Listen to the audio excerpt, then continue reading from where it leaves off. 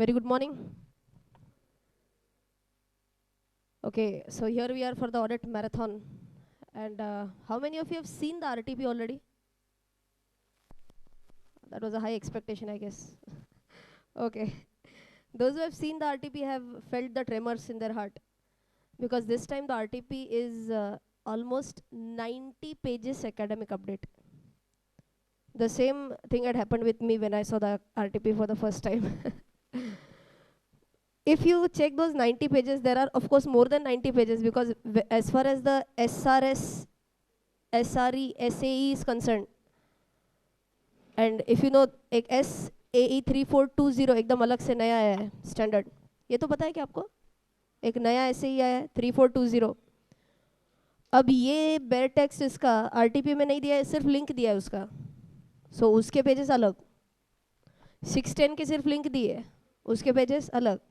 4410 की लिंक दी है, उसके पेजेस अलग. सो ऐसे अगर पकड़ेंगे तो रफली it's a 125 page update. Now if you go to see this, I can see tension on everyone's faces. I'm happy to see that. Now you'll pay attention. Okay. So if you go through these pages now, you'll understand that there are some amendments which are really justifiable. You have to pay attention to them. But some amendments are just as a kam chalao types ki. It's just a minor change, just a one word change, but the entire text has been reproduced in RTP. Okay. So we have to understand what are the important updates where as far as the new standard is concerned, we are going to go into depth of that SAE 3420. As far as two sections of Companies Act are concerned, there were two sections, section number 130 and section number 131. जब से मैं new companies act बढ़ा रही हूँ तब से मैं सिर्फ एक ही लाइन बोलती थी, ये अभी तक एप्लीकेबल ही नहीं हुआ है, ये अभी तक नोटिफाई नहीं हुआ है. So yours is the first attempt when these two sections have become notified, and of course they are definitely there for your May 17 attempt. If you look back at history, May attempt is very famous for amendments.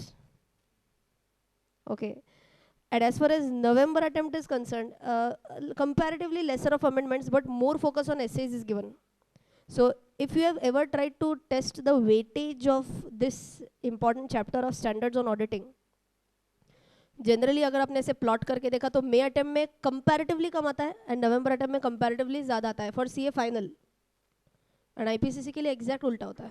May attempt में IPCC के लिए ज़्यादा assess के ऊपर पूछा जाता है, नवंबर में कम पूछा जाता है. So I am presuming that history repeats. ICAI का कोई भी भरोसा नहीं दे सकता है, but I am presuming that this would repeat. And SAs का weightage I feel should not go more than 25 marks, रफली 25 to 30 marks as far as my prediction goes. High means there has been one attempt there where there were questions of 48 marks on essays. CA final 48 marks.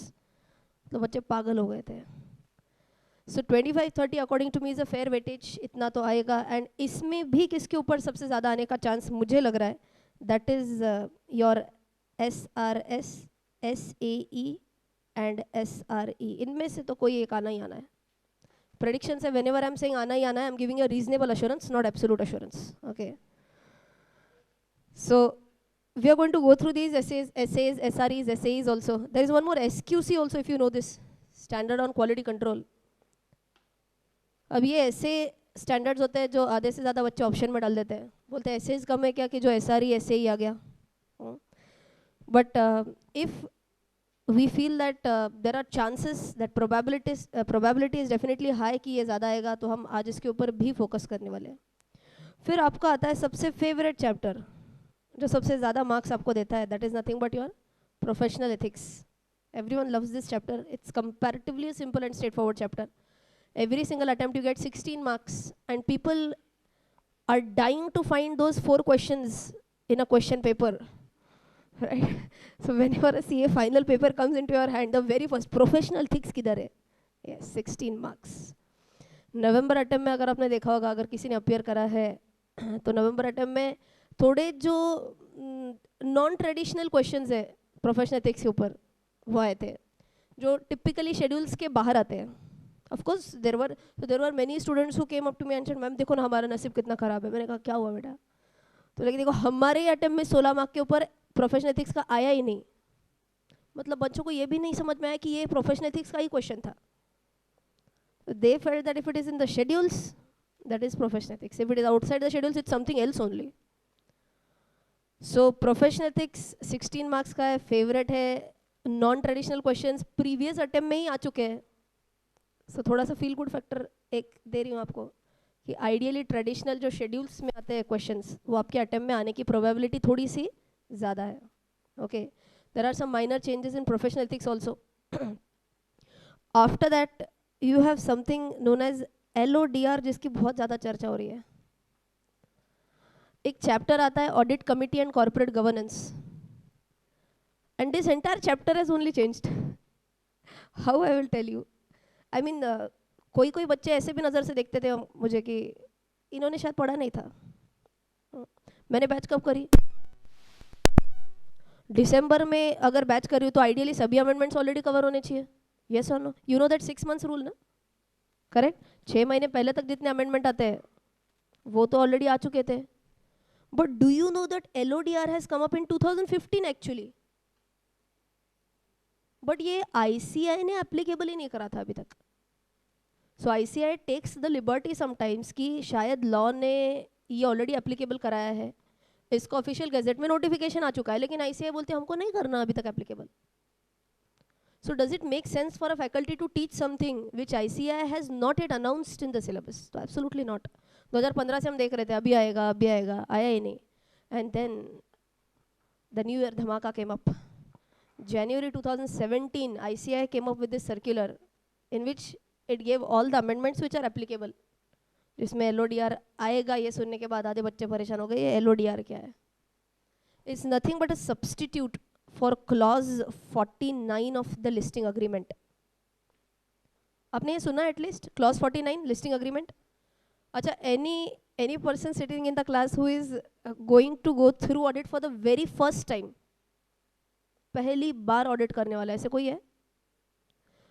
Class नहीं किया है, that is okay, but you have not even just flipped through the book or something. You flipped through the notes. ऐसे flipped like something like that. Okay, so I'm expecting that you know something of audit because otherwise it will be a bit difficult for me to teach each and every aspect. Of course जहाँ पे amendment है मैं पूरा cover करने वाली हूँ as if first time पढ़ रहे हो आप. But कोई चीज़ें I'm expecting that you know, like I can't teach you entire clause 49 right now and then tell you differences of LODR and clause 49. वैसे है नहीं ज़्यादा but फिर भी. So मैं directly LODR में लेके जाने वाली हूँ आपको. ठीक है? So ये एक बहुत बड़ा चैप्टर है ऑडिट कमेटी कॉर्पोरेट गवर्नेंस जिसमें ज़बरदस्त चेंज आ गया. पूरा चैप्टर ही चेंज हो गया इन शॉर्ट. और क्या चेंज हुआ है? एक बहुत चिंदी सा चैप्टर आता था audit of consolidated financial statements. ये कब शुरू होता था कब खत्म होता था पता ही नहीं चलता था. Even in our notes it's like a barely 4-5 pages chapter because it was completely based on your accounts topic, consolidation. Okay, so ideally हम ये भी presume करते हैं कि आपको consolidation आता है.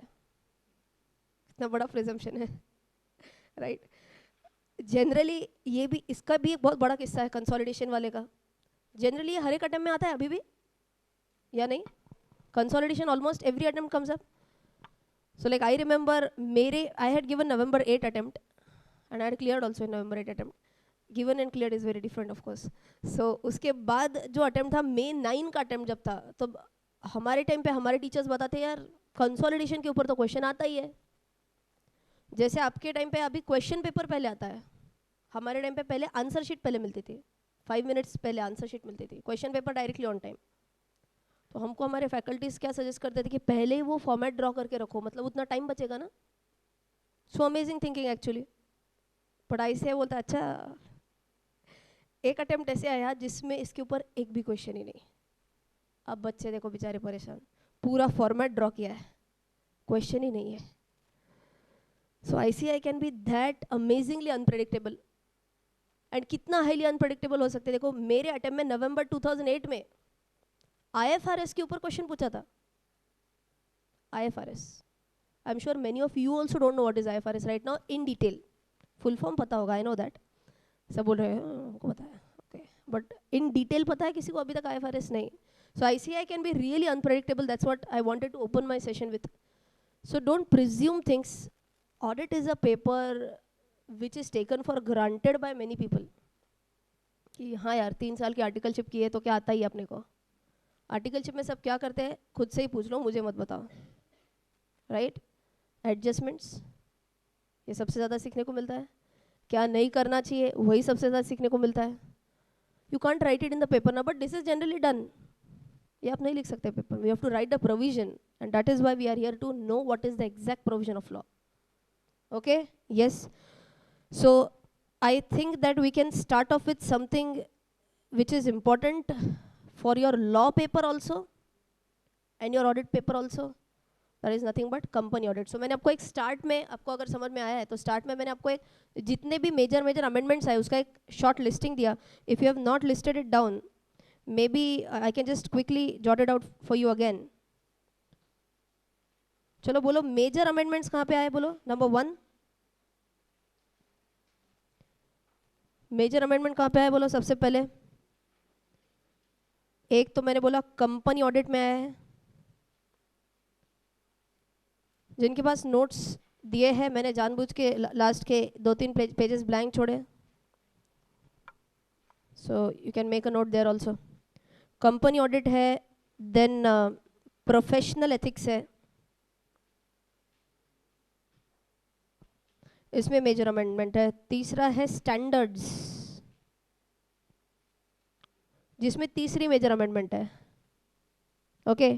चौथा आपका LODR, मतलब ही audit committee and corporate governance chapter. And पांचवा audit of consolidated financial statements. इसमें भयंकर अमेंडमेंट नहीं है, बट अमेंडमेंट आया ही क्यों, you all are actually far better than me in this one. Ind AS, is this applicable for you? Yes, to some extent absolutely yes. शायद सभी end AS नहीं है, but I guess partially applicable करा दिए है already. सो जैसे था AS21 for consolidation, याद है ना आपको, सब्सिडियरी वाला कंसोलिडेशन. वैसे 3 स्टैंडर्ड से AS21, 23 एंड 27 जॉइंट वेंचर्स वाला. तो मेन इसमें से तो 21 जो सब्सिडियरी वाला हम कंसोलिडेट करते हैं. Do you know any Ind AS for that? Ma'am कुछ ज़्यादा ही एक्सपेक्टेशन हो, हद करे हो आप. It's Ind AS 110. Okay, IAS 110. अब इसके रेफरेंसेस आपको RTP में आएंगे, डोंट वरी. ओके, समझ में आया क्या मेजर चेंज क्या है? सो जैसे हम पहले बोलते थे consolidate as per our accounting standards, अब consolidate as per Ind AS, इसका ज़्यादा रेफरेंस आ रहा है. ठीक है, इंड AS उधर आया. सो ये कंसोलिडेटेड फाइनेंशियल स्टेटमेंट्स का मैंने आपको एग्जांपल दिया. वैसे 6th audit under fiscal laws करके एक आता है, जिसमें आपका आता है टैक्स ऑडिट. जो लोग अभी डायरेक्ट टैक्सेस कर रहे हैं, बोथ ग्रुप्स अगर दे रहे हैं, तो डायरेक्ट टैक्सेस में आपको PGBP में IOS में क्या है, ICDS आया है. What is ICDS? Income computation and disclosure standards, ICDS. Thankfully audit के पेपर में इतना डिटेल में है नहीं, because there are some phases which I can say मेरा ग्रुप 2 तो हो गया है, अच्छी बात है, बट आपको ICDS फिर ज़्यादा डेप्थ में पता नहीं है. डोंट वरी, ऑडिट के पेपर में आपको सिर्फ एक ऊपर से ICDS क्या है, किसको एप्लीकेबल होता है, कौन से सर्कमस्टेंसेस में एप्लीकेबल होता है, इतना ही पढ़ना है, right? So these are the major amendments. फिर माइनर इधर उधर कोई छोटे छोटे, जैसे मैंने बोला सिर्फ वर्ड चेंज हो गया है, जितने एक्सेप्शंस थे इसमें और एक एक्सेप्शन ऐड हो गया है, बस ऐसे छोटे छोटे चेंजेस है. These are the 6 major changes which we are going to deal with. Is everyone comfortable? क्या क्या पढ़ने वाले आज? Okay, right. So if we are done with this in a fair good enough time, जो मैंने plan किया, अगर उतने टाइम में अपना हो गया, तो I am also planning to cover your RTP May 2017. Question answers करेंगे हम. आपको थोड़ा सा शौक दे रही हो, अभी हम लिखने वाले हैं कोई answers, because I am sure audit में क्या प्रॉब्लम फेस होता है, ऑडिट में क्या प्रॉब्लम फेस होता है, ये सब जानते हैं. Do you know everything? Yes, sometimes. Majority of the times you know a lot of things, at least based on your practical exposure. आप उतना तो एक अंदाज़ा बांध सकते हो यार, ये करना है, ये नहीं करना है. But when it comes to writing down, that is where you mess up. Everyone agrees with this? Yes. So हम राइटिंग स्किल्स के ऊपर भी आज फोकस करने वाले हैं. How to read a question, how to understand what is the important aspect, what is actually asked, and फिर उसके ऊपर आंसर कैसे लिखना है. That is going to be our second half of the session.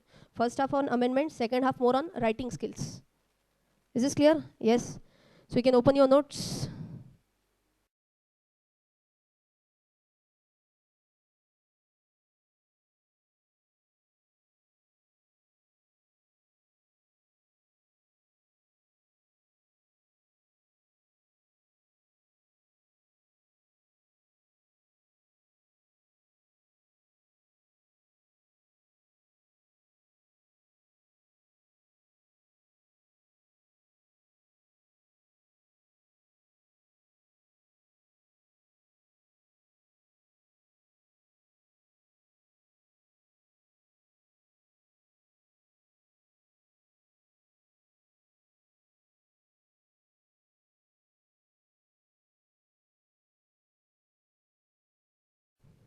Okay. Shall I start? We'll start with the simplest one or the toughest one? Toughest one. तो last एकदम last point में जाओ. SAE 3420. Tough ऐसा नहीं है, नया है, that's it. SAE 3420. That is the last discussion in our notes.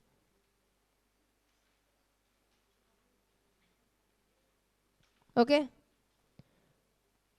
बहुत छोटा सा नाम है स्टैंडर्ड का. ये तो ऑडिट की खासियत ही होती है कि ओपनिंग पैराग्राफ लिख रहे हैं या स्टैंडर्ड का नाम लिख रहे हैं, यही समझ में नहीं आता है. क्या नाम है? छोटा सा. Assurance engagement to report on the compilation of pro forma financial information included in the prospectus. Such a sweet name, such a small name. Now let us understand each and every word so that it will be very simple for us to retain the concept, right? क्या लिखा है देखो, it's an assurance engagement. The moment I use this word assurance engagement, ये SAE आ गया. I'm sure everyone knows the full form of SAE. What is SAE? Standard on Assurance Engagement. What do you mean by assurance? I assure. मतलब? I guarantee. Okay. Some kind of expression of opinion, some kind of guarantee. But क्या कभी कोई auditor assurance, absolute assurance दे सकता है? नहीं. Reasonable assurance देता है. Okay. But reasonable assurance किस में देता है? Audit में देता है? या review में देता है? या assurance engagement में देता है? कहाँ पे देता है? Audit में देता है. So whenever we use the terminology in our opinion to the best of our information and according to the explanation given to us, ये पूरा जो अपना background आता है, that is for what? Reasonable assurance. Okay. But the moment I'm using this word assurance engagement, हम direct assurance कभी दे ही नहीं सकते. It's impossible for us to give a absolute guarantee. तो ये वाला assurance जो होता है, इसमें आता है negative assurance. Assurance engagements में जनरली निगेटिव अश्योरेंस दिया जाता है. जिन्होंने कभी SAE पढ़ा है, जिन्होंने कभी SRE भी पढ़ा है, तो आपको निगेटिव अश्योरेंस की कॉन्सेप्ट पता होगी. For those who don't know, for those who have forgotten, एक बार फटाफट बता देती हूँ, ग्रास्प करने की कोशिश करो. If I say that in our opinion to the best of our information whatever financial statements are showing true and fair view, ये कौन सा हो गया? नॉर्मल अपना positive assurance, reasonable assurance. But अगर मैंने बोला nothing has come to my attention which makes me believe that financial statements are not showing true and fair view,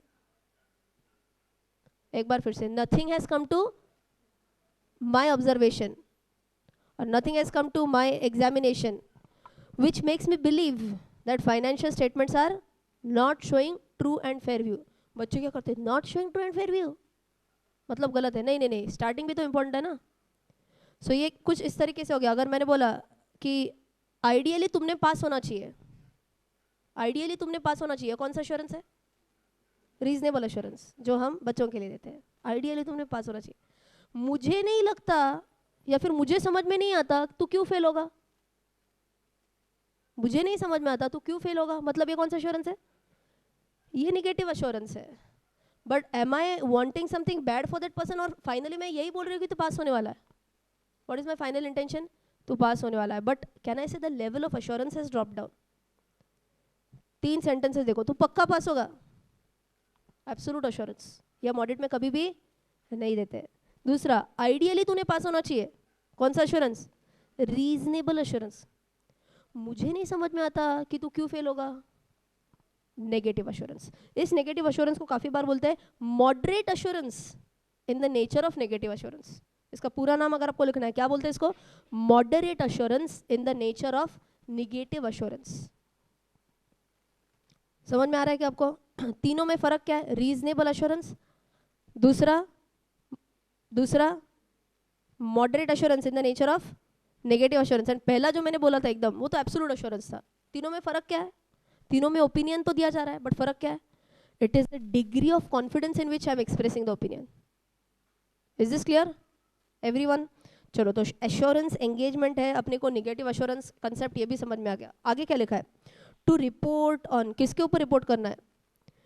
compilation of proforma financial information. क्या ये पहली बार आप word सुन रहे हो? Compilation तो समझ में आता है, कंपाइल करना, कंसोलिडेट करना टाइप. जिन्होंने कभी ऑडिट पहले पढ़ा है, आपको एक SRS आता है, कौन सा वाला?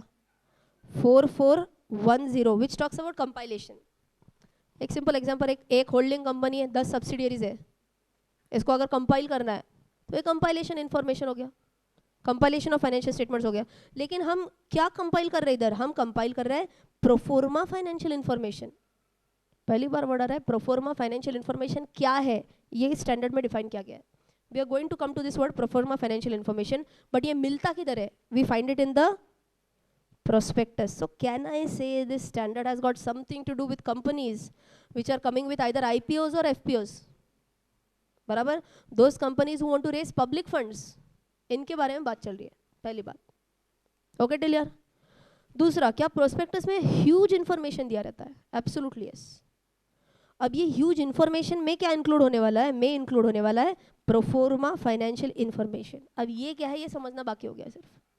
ओके अब इसके लिए एक सिंपल अगर मैथमेटिकल फॉर्मूला टाइप अगर आपको भूलना है तो क्या है? देखो, unadjusted financial information plus pro forma adjustments is equal to pro forma financial information. आपको थोड़ा सा सिली लगेगा but this tells you the entire story. Actually I will tell you each and every point in detail. अगर आपको कहीं पे लिख के रखना है, unadjusted financial information plus pro forma adjustments, unadjusted financial information plus pro forma adjustments is equal to pro forma financial information.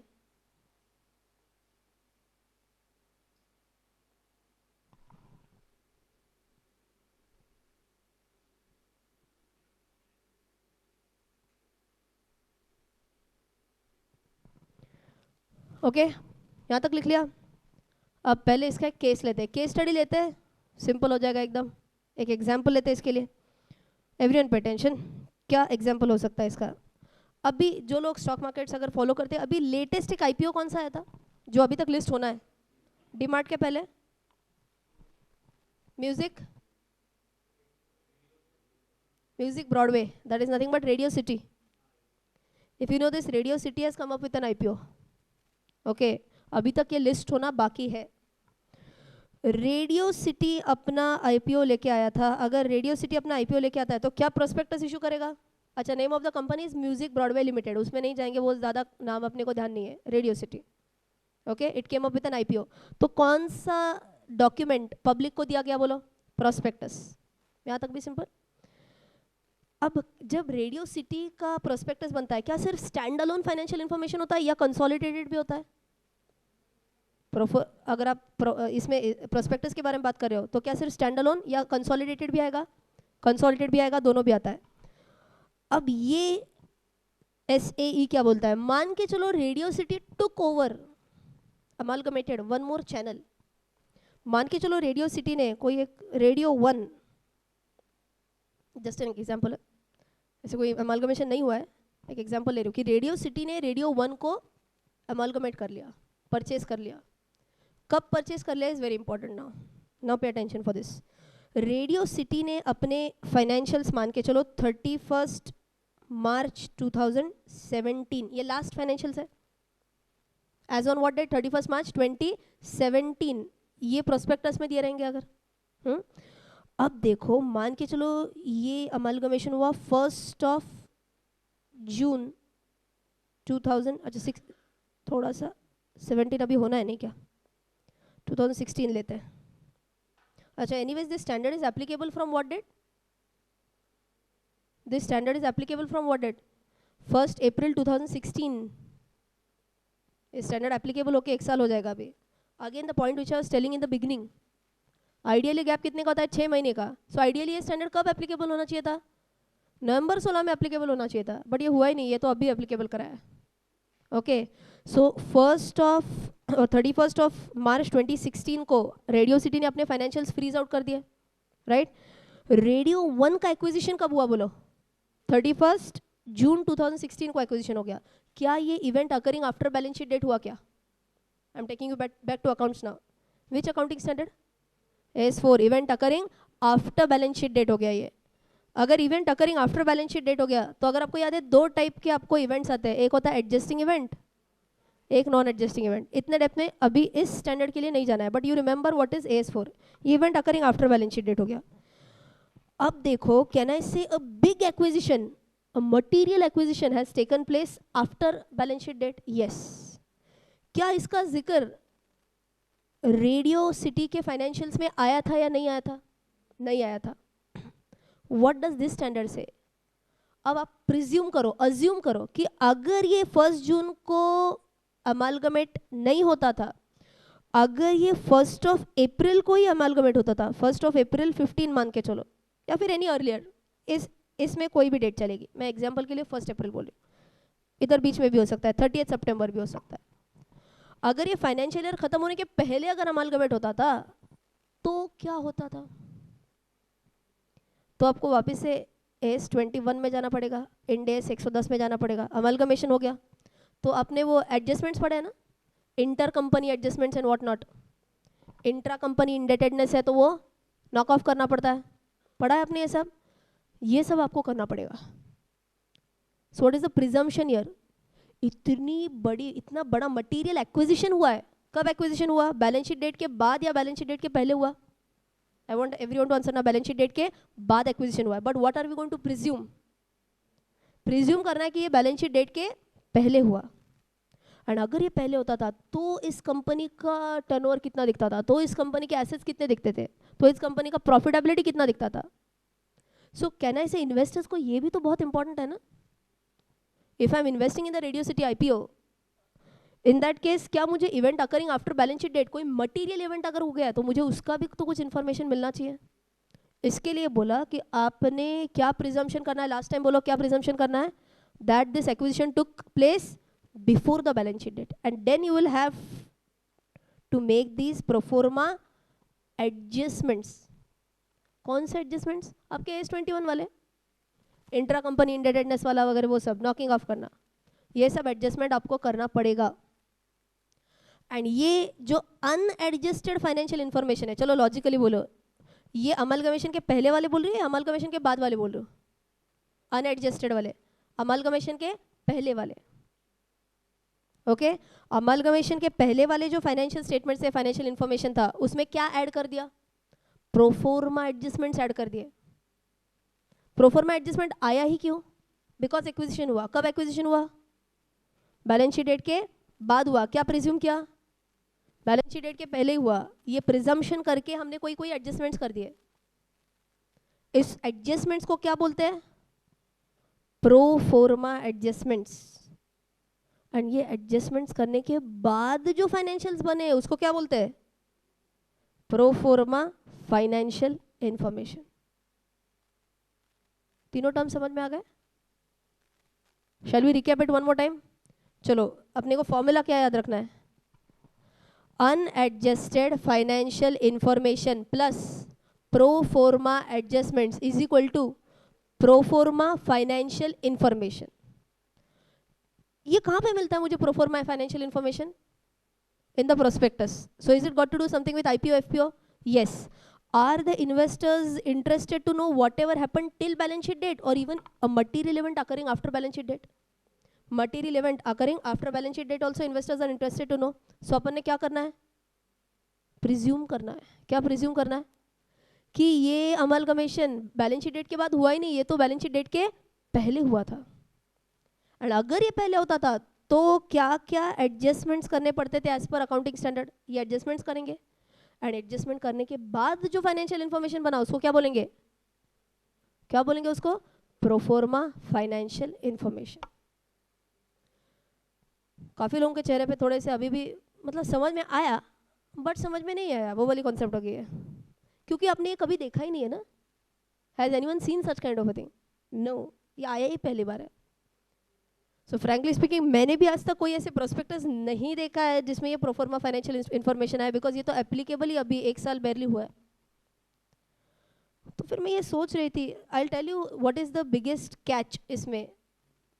मैंने in fact मेरे 2-4 दोस्त भी हैं जो बिग फोर्स में काम करते हैं, मैंने उनको पूछा भी यार तुम्हारे पास कोई ऐसे प्रोस्पेक्टस है क्या? तो मुझे बोले थे है, ऐसे कुछ नहीं होता है, ऐसे कौन प्रोफोर्मा एडजस्टमेंट करता क्या? Real life and this. तो मैं भी और सोच में पड़ गई, यार बिग 4 का बंदा ऐसे कैसे बोल सकता है मुझे। And then I started searching कि ये एक, अगर आपने मेरा वर्ड नोटिस किया है, कौन सा अमलगमेशन बैलेंस शीट डेट के बाद हुआ? एनी अमलगमेशन और a material amalgamation asset. A material amalgamation हुआ या फिर मटेरियल डाइवेस्टमेंट हुआ, दोनों भी कवर होता है। One is amalgamation and one is divestment, but ये मटेरियल हुआ तो ही आपको ये प्रोफॉर्मा एडजस्टमेंट करने पड़ता है। मटेरियल मतलब क्या, अब ये ऐसे ही में डिफाइंड नहीं है, and that is where I got confused. अच्छा, मुझे भी पढ़ाई करनी पड़ती है ना, वैसे मेरे दिमाग में डायरेक्टली नहीं आती है ना चीज़ें। तो आई वाज जस्ट बिहाइंड दिस, यार ये किधर लिखा है मटेरियल, किधर इसका रेफरेंस होगा, ये क्यों आया। So I was just putting it logically कि प्रोस्पेक्टस है तो सेबी तो कुछ तो करता रहेगा। फिर आपने कुछ ICDR करके अगर पढ़ा है तो issue of capital disclosure requirements, तो वो मैंने पढ़ना स्टार्ट कर दिया। ये इशू ऑफ कैपिटल है या नहीं है? अरे हाँ या नहीं, इशू ऑफ कैपिटल ही है ना, ये IPO के बारे में ही बात कर रहा है। तो जब मैं issue of capital disclosure regulation में गई, सेबी वाले रेगुलेशन में गई, तब मुझे पता चला कि ये मटेरियल वर्ड तो डिफाइन किया गया है, एंड उधर उसमें वो 20% क्राइटेरिया बोल दिया है। 20% ऑफ व्हाट, अगर आपको चाहिए मैं पूरा एग्जैक्ट वर्डिंग भी डिक्टेट कर दूंगी, if you want to go into details that can be done, because ये किधर भी ऐसे ही में है ही नहीं, ये आपको कहीं पे भी नहीं मिलेगा, ये ICDR में दिया है। बट यहाँ तक चीज़ें क्लियर है क्या? Yes. So what we will do now, we will go through the title one more time, and now let us understand title। अब समझ में आता है क्या क्या टाइटल है, एक बार मेरे साथ पढ़ो एवरीवन।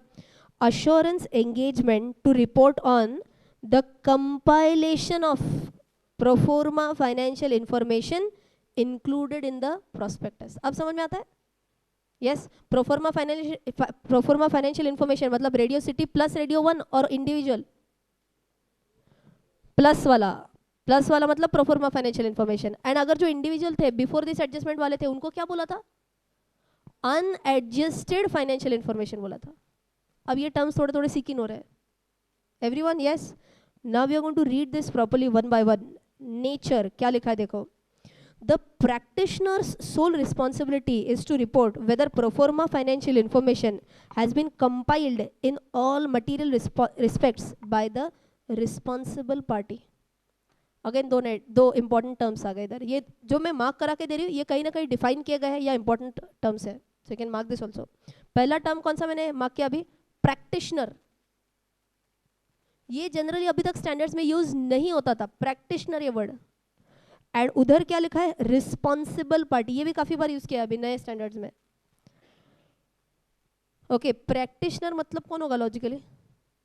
देखो, प्रैक्टिशनर सोल रिस्पॉन्सिबिलिटी क्या है? To report on whether proforma financial information has been compiled in all material respects. मतलब कौन होने वाला है ये? अपने को कंपाइलेशन के ऊपर कमेंट करना है प्रैक्टिशनर को, ये बराबर कंपाइल हुआ क्या? कौन होगा ये? कौन होगा ये? सब जागे हुए हैं ना? कौन होगा ये? ऑडिटर होगा, करेक्ट। बट यहाँ पे ऑडिटर बोलना सही बात होगा या गलत बात होगा? ऑडिटर कौन सा अश्योरेंस देता है? रीजनेबल अश्योरेंस देता है। यहाँ पे रीजनेबल अश्योरेंस देने का संबंध ही नहीं है, बराबर क्या? सो यहाँ पे ऑडिटर वर्ड यूज करने के बजाय कौन सा वर्ड यूज किया है? Practitioner. I am going to tell you 2 more amendments in 1 minute। SRS 4410, SRE 2400, इन दोनों में भी अमेंडमेंट आ गया। अगर आपको ये 2 स्टैंडर्ड्स के मेन अल्फाबेट्स लिखने, SRS 4410 ये कौन सा था? कंपाइलेशन वाला था। SRS 4410 इसका मैंने नोट भी नहीं दिया अलग से, बिकॉज बाकी कुछ चेंज है नहीं, 2 ही माइनर चेंजेस है, you just have to jot it down. SRS 4410 इसमें क्या ऐड हो गया बोलो? Instead of the word auditor कौन सा वर्ड आ गया? प्रैक्टिशनर वर्ड आ गया। SRS 4410 इज ऑन कंपाइलेशन, ठीक है। एंड SRE 2400 जो है, anyone remembers what is SRE 2400? That is review of historical financial information। एक आता है इंटरिम फाइनेंशियल इन्फॉर्मेशन एंड एक आता है हिस्टोरिकल, मतलब पूरे फाइनेंशियल स्टेटमेंट्स का एक बार थ्रू एंड थ्रू रिव्यू करना। Okay, that is given in SRE 2400। इसमें भी कौन सा वर्ड आता था? ऑडिटर आता था, अब वर्ड कौन सा आने वाला है? प्रैक्टिशनर. कैन आई से it is a very logical amendment which has come up. Correct. पहले ऑडिटर ये वर्ड ही गलत आता था, अब इसको प्रैक्टिशनर बोला गया. अब देखो रिस्पॉन्सिबल पार्टी कौन रहेगी? अपना फेवरेट होता है ना यार, बचपन से पढ़ते आ रहे, मतलब सीए का बचपन, सीपीटी आईपीसी से पढ़ते आ रहे. Who is responsible? मैनेजमेंट. तो एकदम फिट बैठ गया दिमाग में, कुछ भी हो जाता है. Who is responsible? मैनेजमेंट. अब instead of using the word management, what have they used? Responsible party, मतलब ही management. Of course to some extent hmm? Those charge with governance. पता है आपको ये भी term, those charge with governance? TCWG कौन होता है those charge with governance? Promoters हो सकते हैं, high level board of directors है, सीनियर, एकदम senior management, MD, CEO, CFO, ये लोग हो सकते हैं. Okay, those are those charge with governance. Right. चलो नेचर समझ में आ गया. क्या करना है मुझे बोलो? I have to comment on true and fair proforma financial information. नहीं, किसके ऊपर कमेंट करना है मुझे?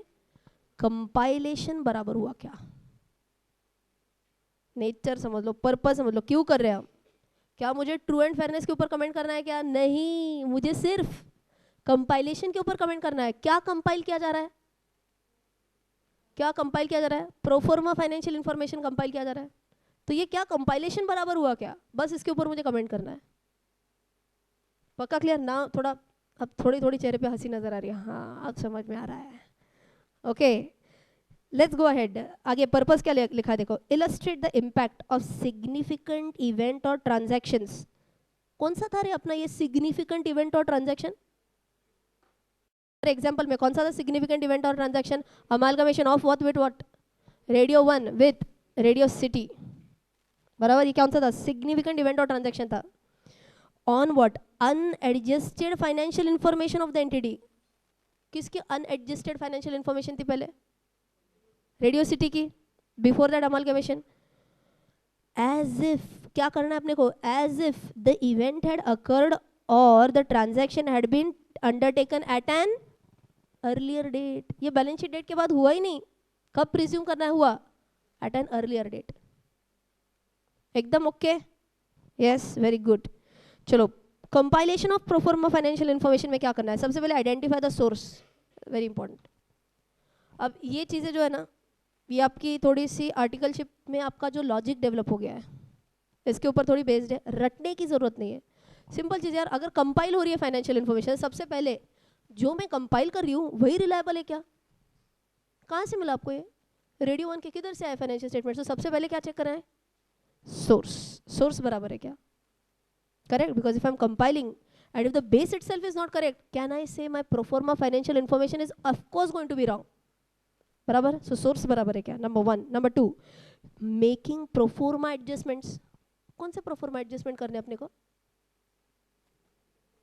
कौन से वाले? एस 21 वाले, जो मैंने बोला नया इंड एस 110 वाले, जो आपके इंटर कंपनी नॉकिंग ऑफ वगैरह होता है, वो सब एडजस्टमेंट्स करना है. एंड एंड में क्या रहेगा? Presenting the results. यहाँ तक ओके? तीनों पॉइंट समझ में आ गए? Why I am doing this? Okay. Note. क्या लिखा है नोट में? Compiling proforma financial information will be entity's responsibility while preparing a report and commenting thereon will be the practitioner's responsibility. अब आपको थोड़ी थोड़ी रिपीट टेलीकास्ट बातें मिल रही क्या? पहले मैंने पूरा कॉन्सेप्ट पढ़ाया एंड अब वही पढ़ रहे हैं from the notes, so that दिमाग में फिट बैठ जाएगा.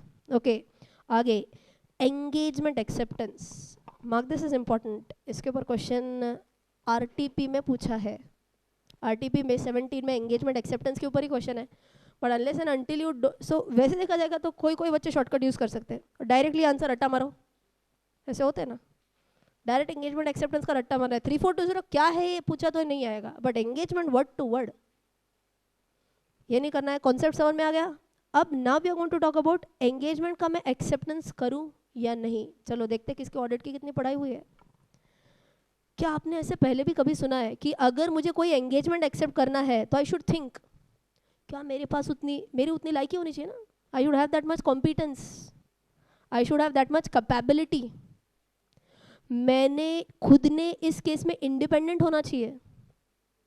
बराबर. क्या मैंने कोई नया क्लाइंट एक्सेप्ट करूं या एग्जिस्टिंग क्लाइंट कंटिन्यू करूं कि नहीं, ये मैंने सोचना चाहिए. मेरे पास उतना स्टाफ इक्विप्ड है या नहीं, ये मैंने देखना चाहिए. ऐसे कुछ पढ़ा है क्या आपने? ऐसे 200 300 आता 400 म्हणू नका, देर इज नो ऐसे 400. ओके, ऐसे नंबर 210, very good. ऐसे 210 is audit engagement, agreeing the terms of audit engagement.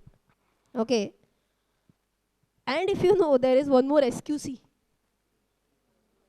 एक ही है, नंबरिंग याद रखने की जरूरत नहीं, एक ही है SQC 1. And that also talks on quality control finally. And उसमें भी कहीं ना कहीं इसका एक थोड़ा सा मेंशन है, while accepting the engagement what should you do. Okay, so दोनों का थोड़ा खिचड़ी मिक्सचर है, and that is what is given in this one. Engagement acceptance के टाइम पे क्या क्या करना चाहिए. ओके, सो आपको भयंकर नया कुछ सीखने को नहीं मिलने वाला है. It's going to be a quick recap of SA number 210 plus SQC 1. ठीक है, यहाँ तक समझ में आ रहा है. एक बार फटाफट पढ़ लेंगे क्या लिखा है. देखो, engagement to report on compilation of proforma financial information included in a prospectus before agreeing to accept an engagement to report on whether, ये मार्क कर सकते हैं, वेदर प्रोफोर्मा फाइनेंशियल इन्फॉर्मेशन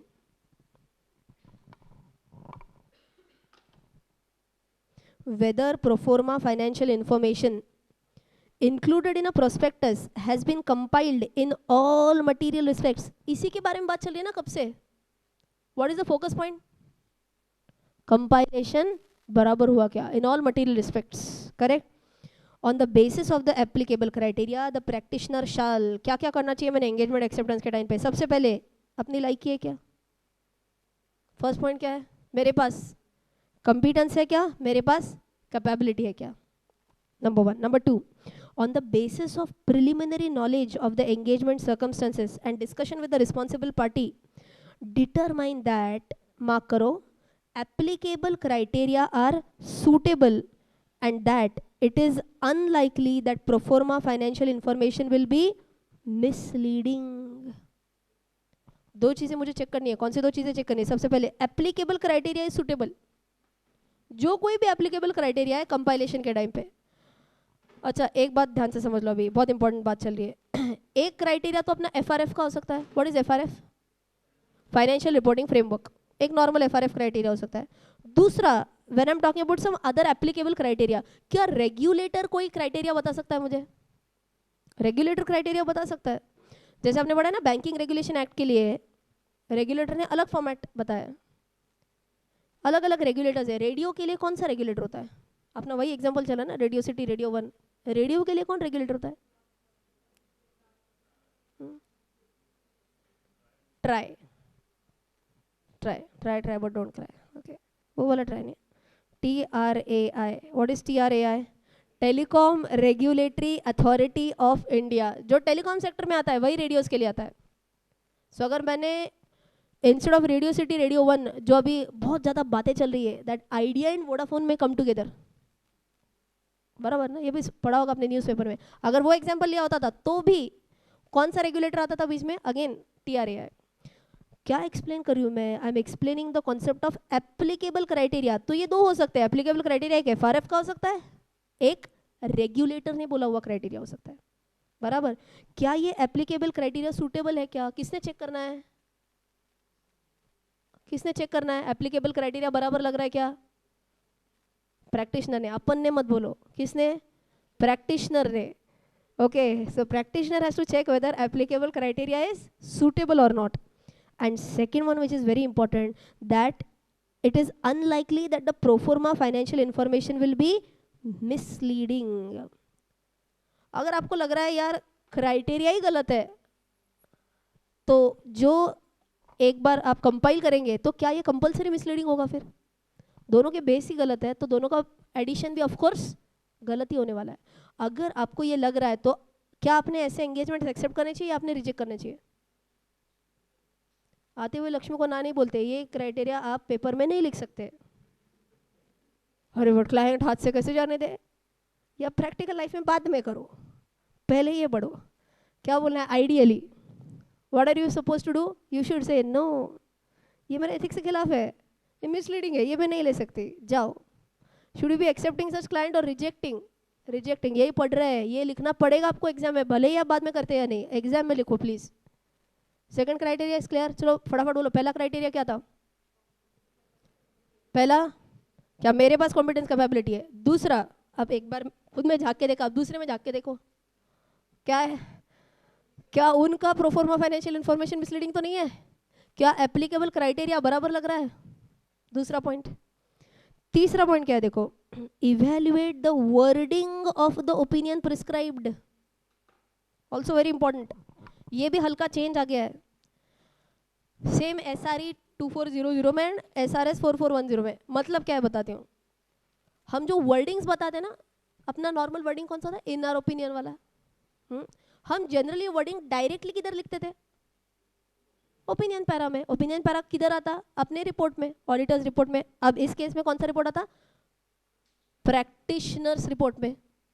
अब ध्यान से सुनो, अब हम एंगेजमेंट एक्सेप्टेंस के टाइम पे ही क्लाइंट को बोल रहे हैं, क्लाइंट रिस्पॉन्सिबल पार्टी, हम आपको इस तरीके से ओपिनियन एक्सप्रेस करके देंगे।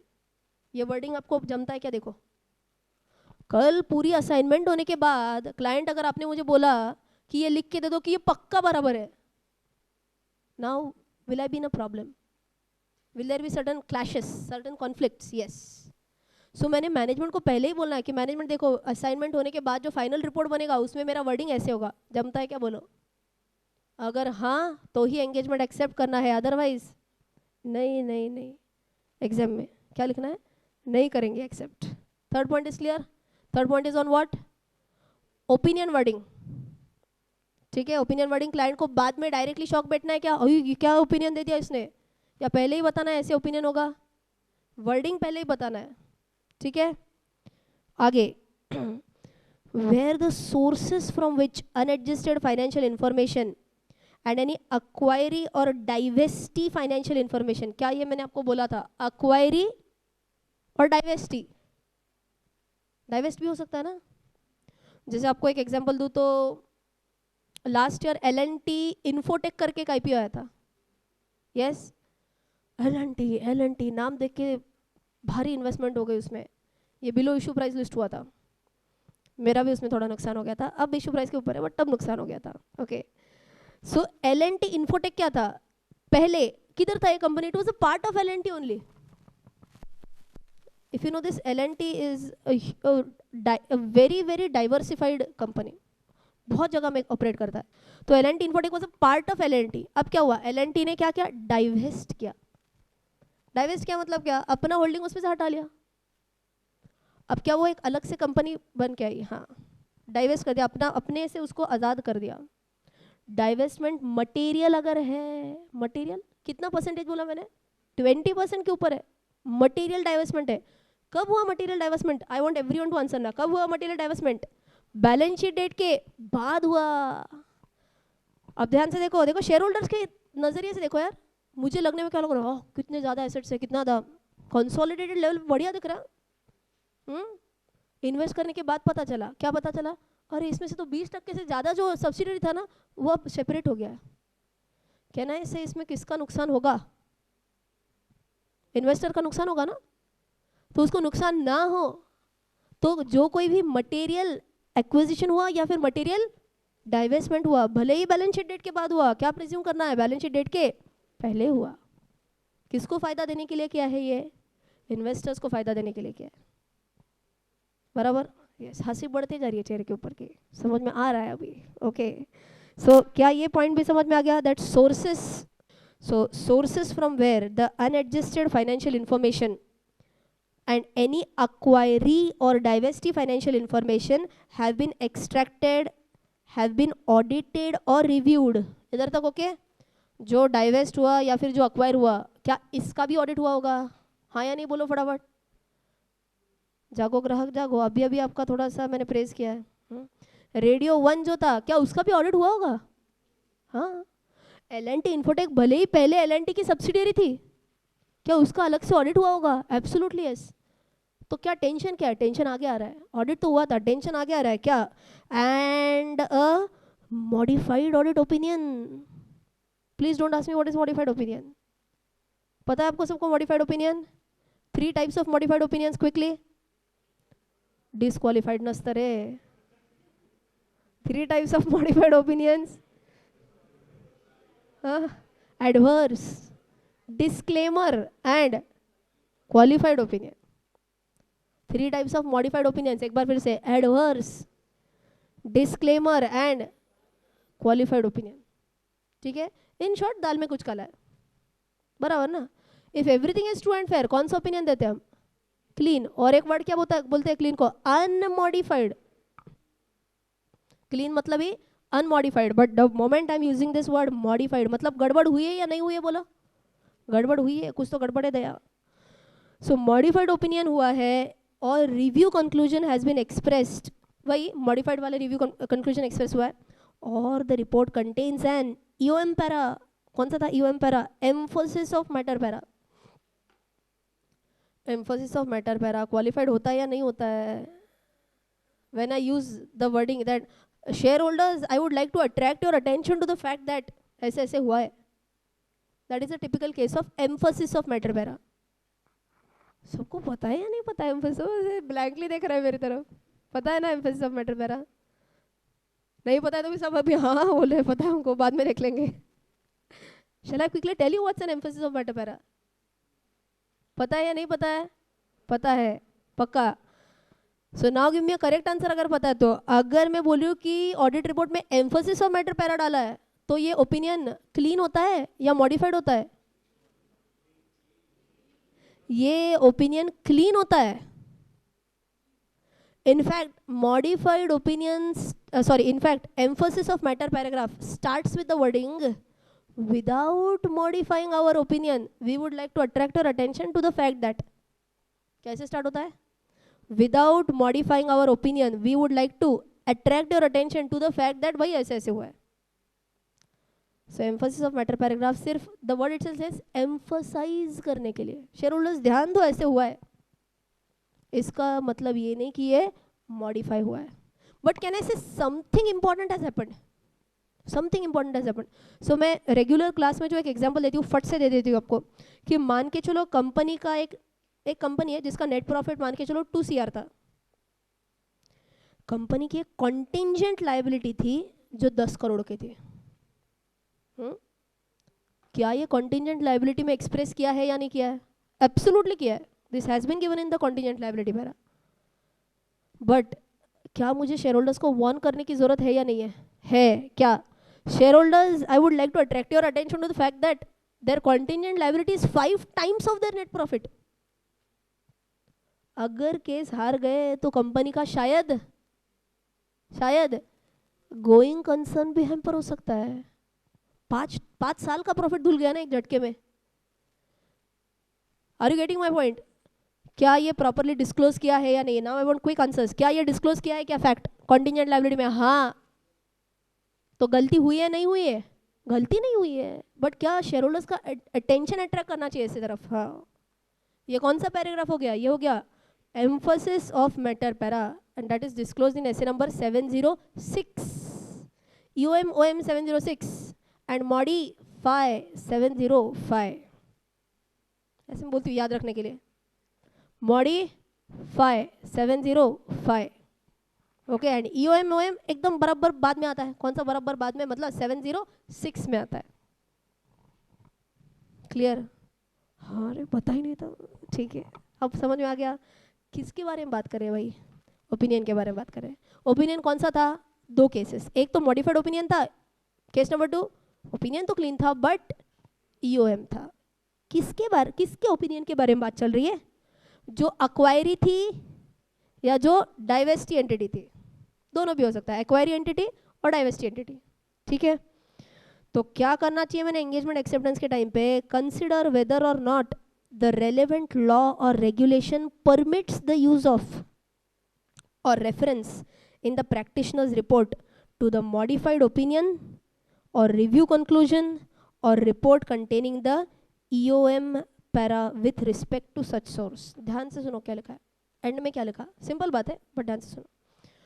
एज ए प्रैक्टिशनर मैंने क्या करना है? स्टेप नंबर 1, इनका ओपिनियन कौन सा था? मॉडिफाइड. ओहो, पॉसिबिलिटी नंबर 1. दूसरा पॉसिबिलिटी नंबर 2, इनका ओपिनियन कौन सा था? क्लीन. ठीक है, नो प्रॉब्लम, बट यूएम था. तो मैंने क्या चेक करना है?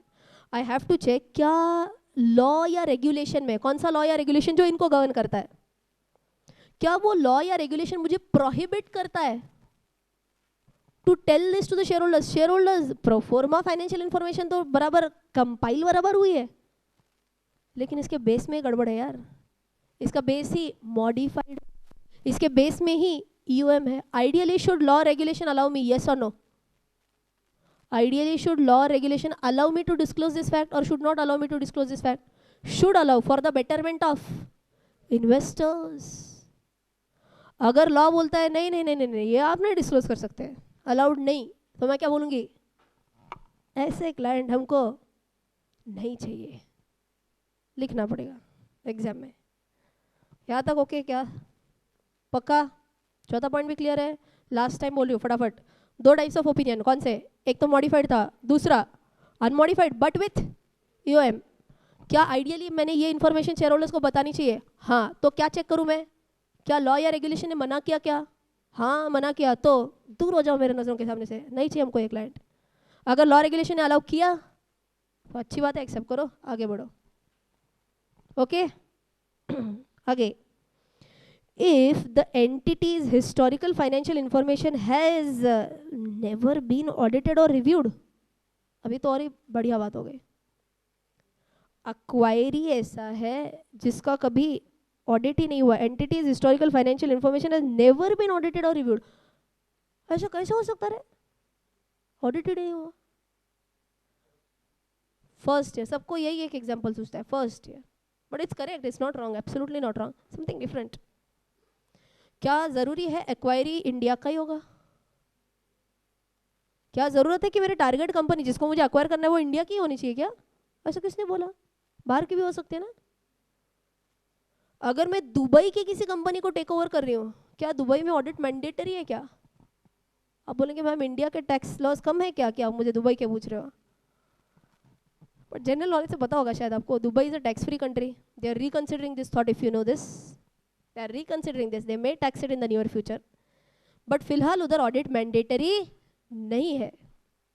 तो मैं दुबई की एक कंपनी को अक्वायर करना चाह रही हूँ जिसका कभी ऑडिट लाइफ में हुआ ही नहीं है.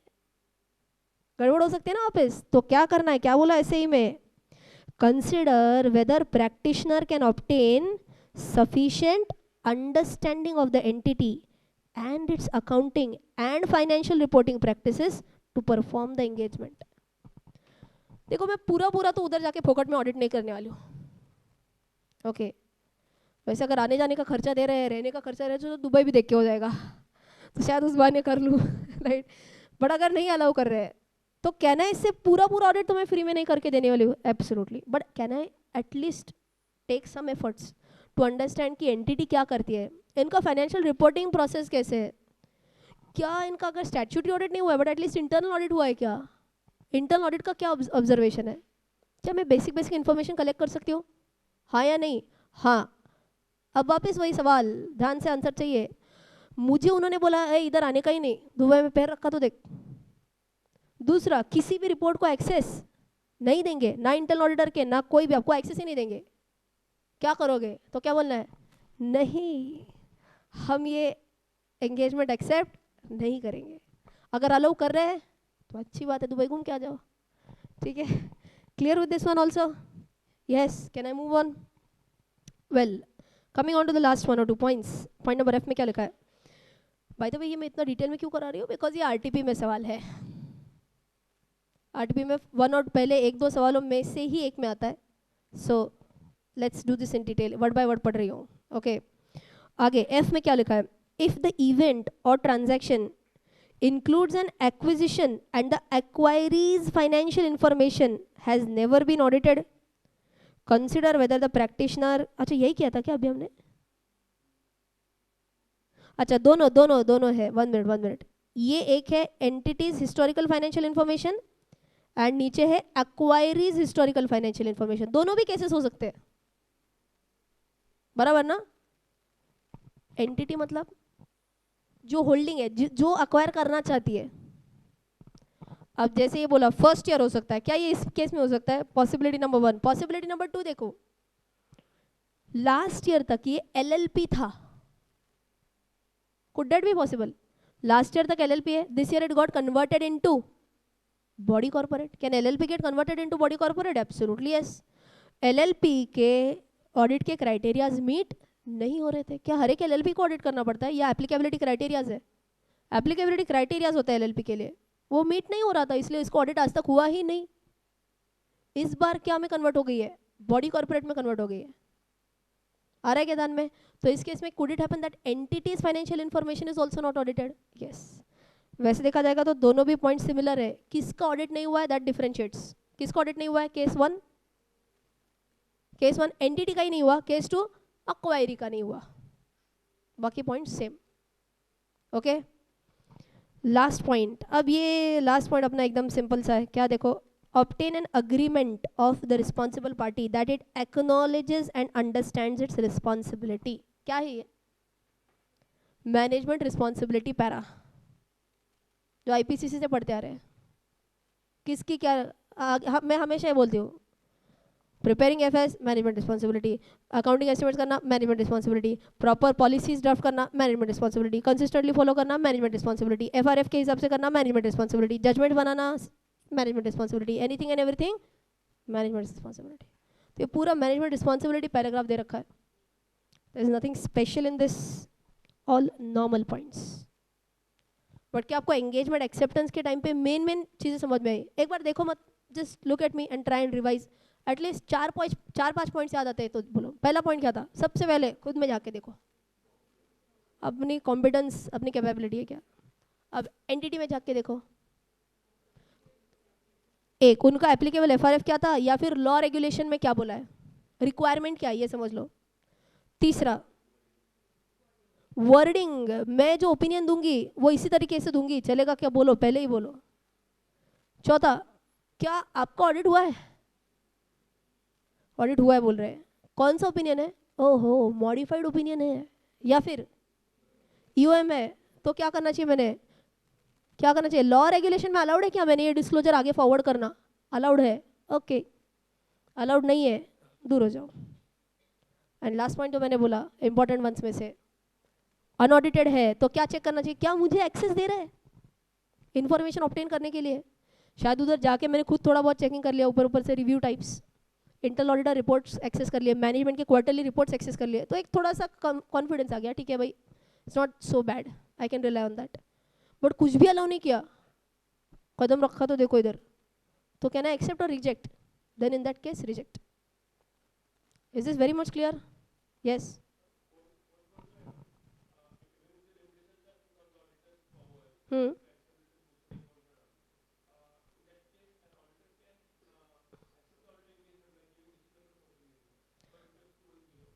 he may give a disclaimer of opinion, that is possible, but यहाँ पे हम बोल रहे हैं कि आइडियली ये एंगेजमेंट एक्सेप्टेंस के बाद का तुम बोल रहे हो।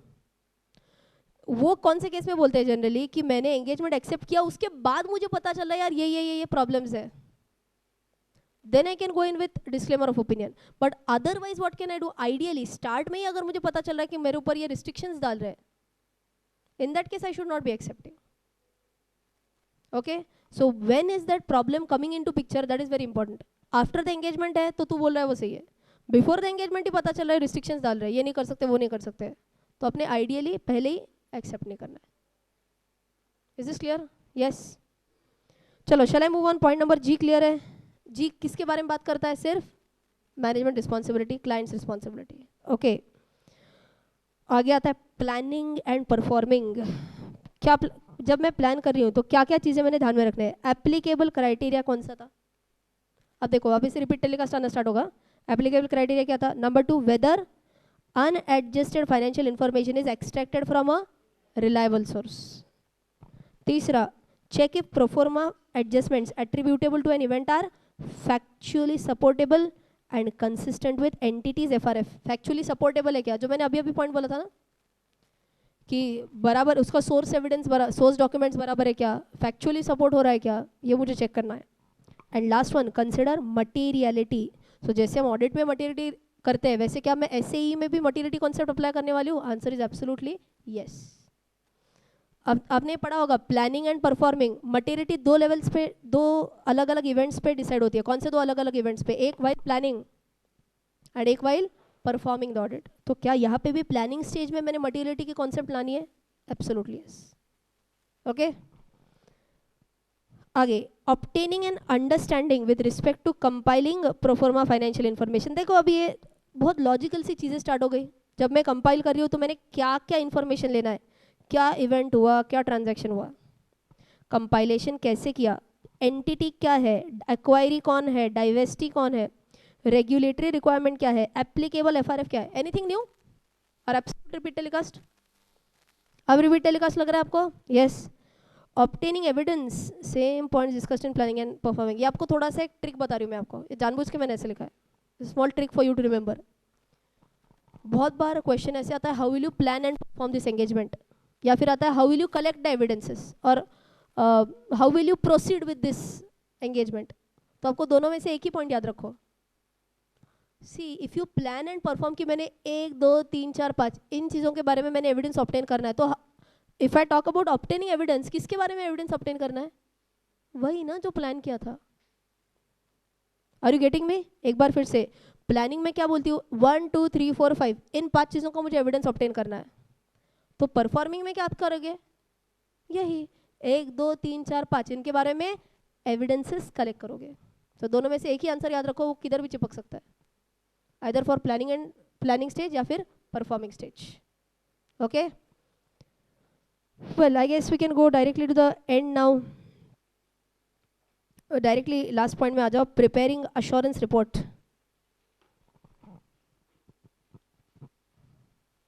Are you with me? Title क्या होना चाहिए? Independent practitioners assurance report. पहले क्या आता, पहले इंडिपेंडेंट ऑडिटर्स रिपोर्ट आता था ना, जिन्होंने पहले एसआरई ऐसे ही पढ़े उसमें ऑडिटर वर्ड आता था। अब क्या रहा है? Independent practitioners assurance report. दूसरा क्या है देखो कि एड्रेसी कौन है, एज पर लॉ रेगुलेशन है क्या। तीसरा, अच्छा एड्रेसी लॉ रेगुलेशन ही बताएगा काफ़ी बार किसको एड्रेस करना है आपको, ये प्रोफॉर्मा फाइनेंशियल इन्फॉर्मेशन। फिर उसके बाद इंट्रोडक्शन पैराग्राफ आता है। Can I say this is absolutely the same format of our normal auditors report. वही है ना, टाइटल है, एड्रेस ही है, इंट्रोडक्टरी पैराग्राफ है। रिस्पॉन्सिबिलिटी ऑफ मैनेजमेंट हम उधर बोलते हैं, रिस्पॉन्सिबिलिटी ऑफ रिस्पॉन्सिबल पार्टी, वाह, मतलब ही कौन? मैनेजमेंट। नेक्स्ट ऑडिटर्स रिस्पॉन्सिबिलिटी बोलते हैं, यहाँ पे क्या बोलना है? प्रैक्टिशनर्स रिस्पॉन्सिबिलिटी बोलना है। ओके, उसके बाद very very very very very important, ये आपके रिपोर्ट में नहीं आया तो आपका रिपोर्ट ही बेकार। ये स्टेटमेंट कंपलसरी आना है, that a statement that engagement was performed in accordance with SAE 3420, and आपको उसका पूरा नाम लिखना पड़ेगा आगे। Those who have done SRE SAE SRS, बाकी वाले भी, हर एक स्टैंडर्ड में ये सेंटेंस आता है, that engagement is performed in accordance with उसका जो नंबर है एंड आगे नाम जो है वो आपको कंपलसरी लिखना है हर एक रिपोर्ट में। Okay, next point, a statement that, देखो वापस रिपीट टेलीकास्ट क्या स्टेटमेंट देना है? Proforma financial information has been compiled on the basis of applicable criteria and procedure selected depend on the practitioners judgment. ठीक है, एंड लास्ट पॉइंट क्या लिखा है देखो, opinion that proforma financial information has been compiled on the basis of applicable criteria. अब यहाँ पे मुझे एक इंपॉर्टेंट बात बतानी है, मैंने आपको पहले निगेटिव एश्योरेंस बताया था, बराबर? निगेटिव एश्योरेंस किसके लिए बताया था? SAE के लिए ही आता है actually, standard on assurance engagement के लिए ही निगेटिव एश्योरेंस आता है। आपने कौन कौन से SAEs पढ़े? आपने एक SAE 3400 पढ़ा है,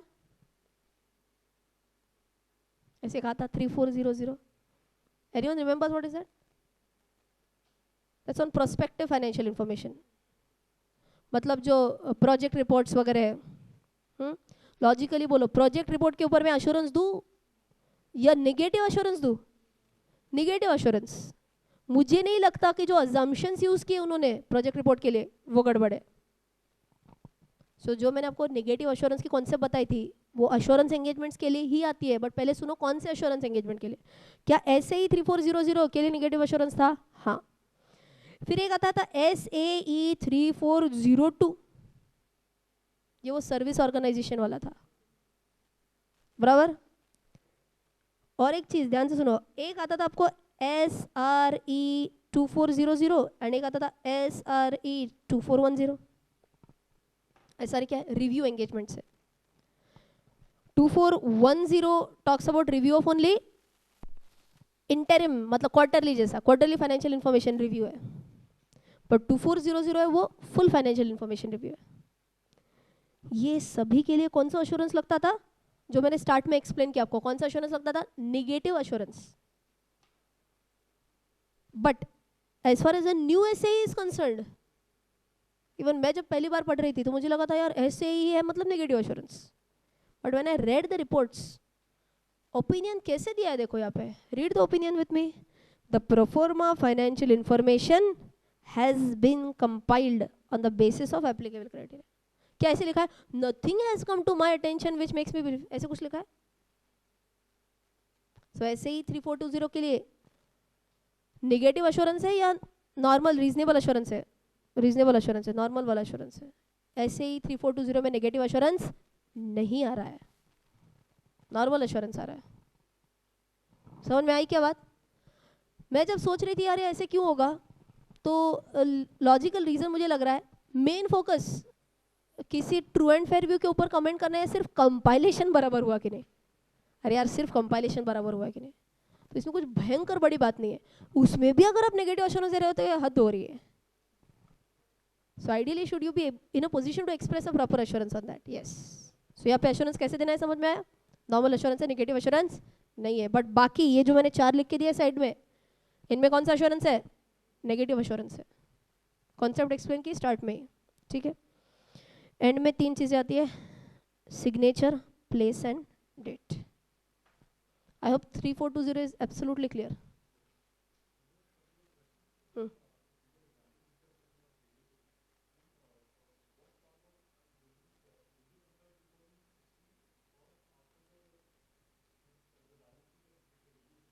हम्म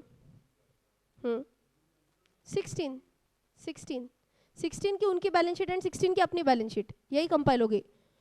क्योंकि उनकी एज ऑन मतलब वो आगे का जो 3 महीने का जो क्वार्टर है उसका बैलेंस शीट शायद अभी तक, मतलब balance sheet as such draft ही नहीं होगा ना उनका, वो तो अगेन प्रोफॉर्मा इन्फॉर्मेशन ही होगा उनका। It might not be audited properly. Same date दोनों का ऐड करना है। सो ही इज आस्किंग कि जो हम रेडियो 1 का जो हम एडअप कर रहे थे, कंसोलिडेट कर रहे थे, वो कौन सी डेट का कंसोलिडेट करना है? तो इसका 16 है तो उसका भी 16 का ही कंसोलिडेट करना है। सिर्फ you have to assume that ये पहले की डेट पे हुआ, भले ही बैलेंस शीट डेट के बाद हो रहा है। Okay, prospectus issued already issue किया, कब लेकिन डेट रफली? ओ तो ये कुछ नहीं होगा। नहीं, he is asking prospectus issue किया उसके बाद एक्विजिशन हुआ। नहीं, तो कुछ नहीं कर सकते हम। We are not given a responsibility to revise the prospectus and give the information again, ये अपने ऊपर जिम्मेदारी नहीं है। Divestment also, acquisition and divestment दोनों। No any other material event अगर हुआ है, मान के चलो आग लग गई, 20% से ज़्यादा स्टॉक जल गया, मटेरियल आग लग गई, तो क्या इसका डिस्क्लेमर, इसका डिस्क्लोजर देना है? नहीं, ये सिर्फ एक्विजिशन डाइवेस्टमेंट के बारे में बात कर रहा है। Do you want to write that exact wording if you want? वो 20% वाला कोई ज़्यादा वैसे इंटरेस्टेड दिख नहीं रहा है, बताओ या नहीं? नहीं, ठीक है, आप ICDR बाद में देख सकते हैं। ICDR 2009 में वो एग्जैक्ट वर्डिंग आता है 20% वाला, ठीक है। चलो, with that we are done with the standards वाला पार्ट। मैंने आपको बोला ऐसे ये जो मेन स्टैंडर्ड आया था, मैंने कहाँ पे लिखा है, अच्छा मैंने बोला था पहला मेजर अमेंडमेंट आया है वो स्टैंडर्ड्स में आया है। स्टैंडर्ड्स में 2 स्टैंडर्ड्स फोकस पॉइंट थे एक्चुअली, SAE 3420 एंड एक है SA नंबर 610। ये भी रिवाइज हो चुका है। Okay, but wait, I tell you what is this about SA 610 also. ये अपना कवर हो गया। I hope 3420 is too clear to everyone. SA 610 देखो, मैंने बोला ऐसे फैकल्टी के लिए भी लर्निंग एक्सपीरियंस होता है। मेरे लिए ICAI ने लर्निंग एक्सपीरियंस लास्ट अटेम्प्ट में ही दे दिया, बड़े जोश में आके, बिकॉज ये भी तो 1 अप्रैल को ही हुआ था। दोनों भी एप्लीकेबल कब से कराए गए? 1/4/2016 से दोनों भी एप्लीकेबल कराए गए, ठीक है। अब मैंने नवंबर की जो मैराथन बैच ली थी, नवंबर 16 अटेम्प्ट के लिए, उसमें मैंने जोश में SA 610 पढ़ा दिया। 6 महीने पहले का अमेंडमेंट है, पता होना चाहिए आपको। जब RTP आया तो पता चला ये है ही नहीं applicable. Okay, so I will not teach SA 610 revised again here. आप बोलेंगे मैम हमने तो अटेंड नहीं किया था, डोंट वरी, ये यूट्यूब पे ऑलरेडी अपलोडेड है। Just search my name and put SA 610 revised, उसके हिसाब से आपको ये लिंक मिल जाएगा and you can view the entire SA 610 revised on YouTube. Okay, so वापस से उसमें टाइम वेस्ट नहीं करेंगे अभी, राइट। और एक ऐसे आपको RTP में, आई don't know why but they have again given कारो 2016 in that 90 pager. I absolutely don't understand why Caro 2016 has been given again in RTP May 17. It's of course applicable from November 16 attempt. तो जिनको एक बार वापस Caro 2016 revise करना है, वही YouTube video November 16 वाला, उसमें आप देख सकते हो, पूरा लिंक है उसमें, फुल Caro 610 विथ एग्जाम्पल्स दिया है। उसका जो नोट्स है, जैसे मैंने आपको अभी नोट्स दिया, या फिर ये भी, इसका भी छोटे छोटे एक्सट्रैक्ट्स में यूट्यूब पे डालने वाली हूँ, तो आपको नोट्स इस वेबसाइट से डाउनलोड कर पाएंगे आप, www.aforoaudit.in, दैट्स माय वेबसाइट। इसके डाउनलोड्स के सेक्शन में जाना है आपको एंड इस सेक्शन में आपको नोट्स मिल जाएंगे, पुराने वाले भी 610 के भी नोट्स आपको एक इसमें एक थोड़ा झलक मिल जाएगा। कारो 2016 विथ न्यूमेरिकल्स जो मैंने लिए थे तब, वो मिल जाएंगे। एंड और एक सेक्शन नंबर 14312 जो अमेंड हुआ था लास्ट टाइम, जो पेपर में भी आया था, वो वापस RTP 2017 में क्यों दिया है again, I fail to understand, I am not going to take that again. Okay, तीनों के लिए same video link, November 2016 amendment link. समझ में आया क्या पक्का? Yes, shall I move on? हाँ, सब मिल जाएगा, हाँ, अमेंडेड, ठीक है। Can I move on? अब थोड़ा सा जैम हो गया है ना, थोड़ा सा हल्का हल्का 340। अब एकदम थोड़ा सा अपना फेवरेट कौन सा, प्रोफेशनल एथिक्स करेंगे। So will keep one on a थोड़ा heavier side, one on a lighter side. So come to professional ethics, the very first point in our notes.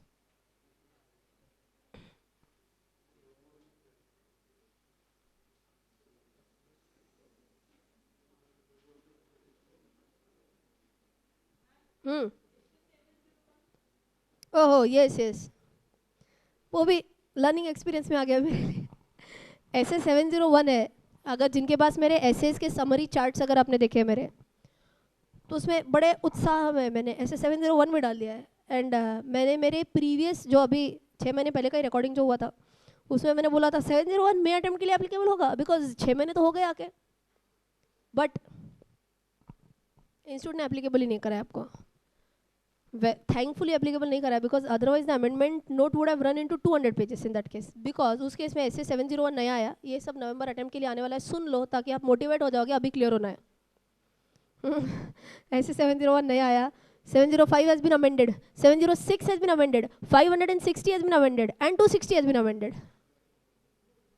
4 amendment to SAs and 1 totally new SA. तो ये मेरे अगले marathon में आ जाएगा, तो motivation मिल गया पास होने के लिए, बढ़िया।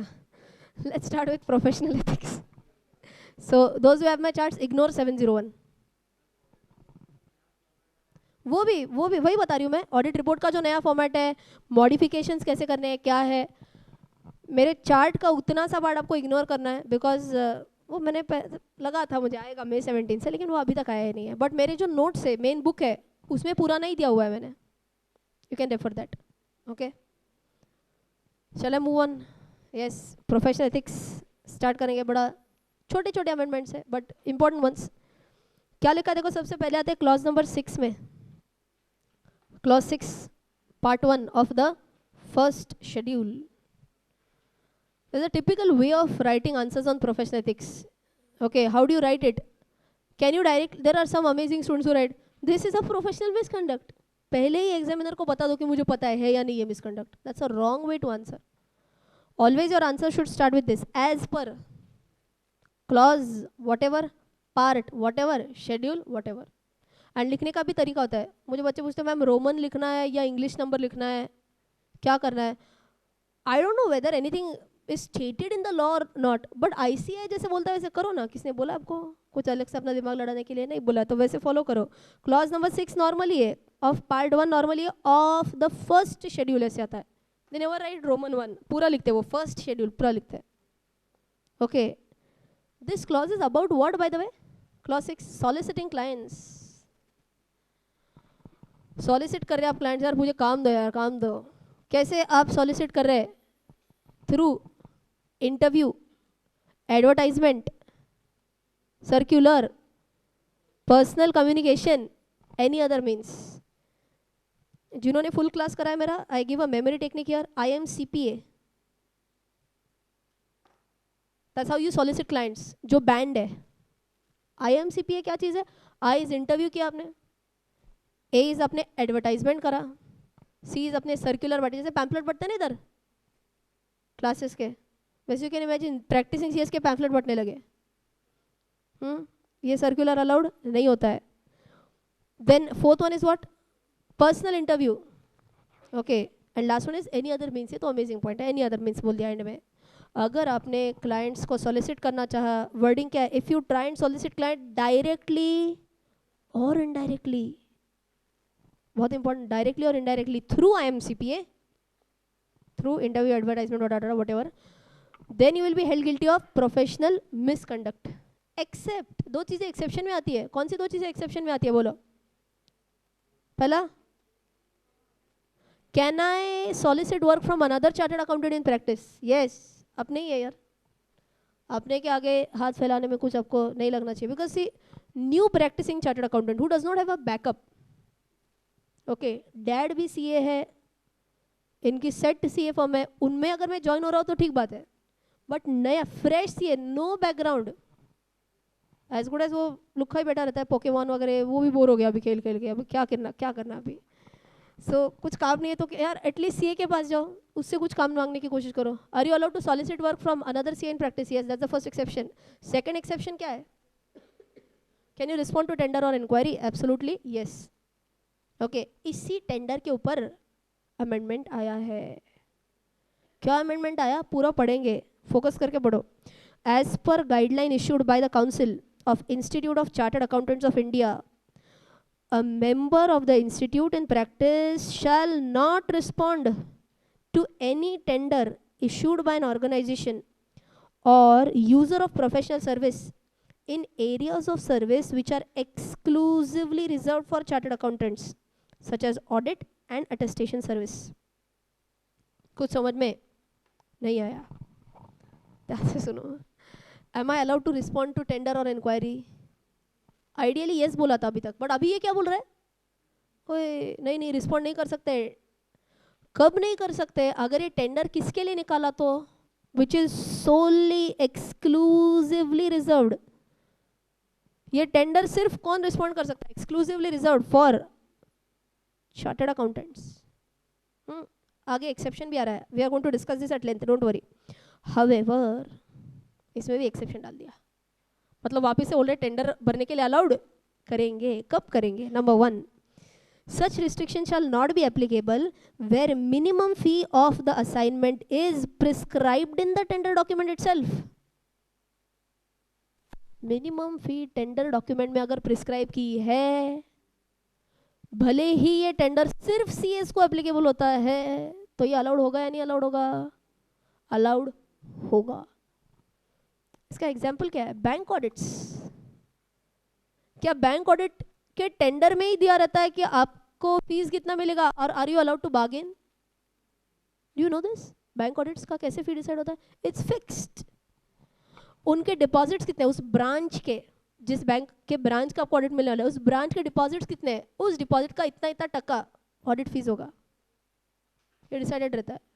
सो कहने से टेंडर में ही मिनिमम फी प्रिस्क्राइब्ड है, तो कोई टेंशन नहीं. Are you allowed to respond to such tender? Yes.